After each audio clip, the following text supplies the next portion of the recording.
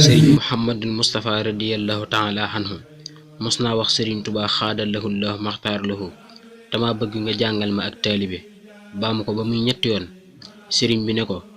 Muhammadul Mustafa ak taalibe mëneesu koo jàngale ndax mooy bàyyil sa bopp te jàpp ma te loolu xel nanguwu ko. am na ko ma sa wax sëriñ Tuubaa xaadallahu llahu maxtaar lahu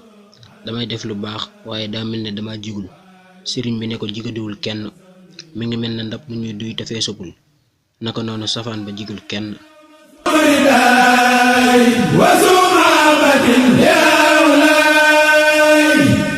سميتها جالبة المراغب في آجل كعاجل للراغب سميتها جالبة المراغب في آجل كعاجل للراغب قد انصرفت للمراد قائلا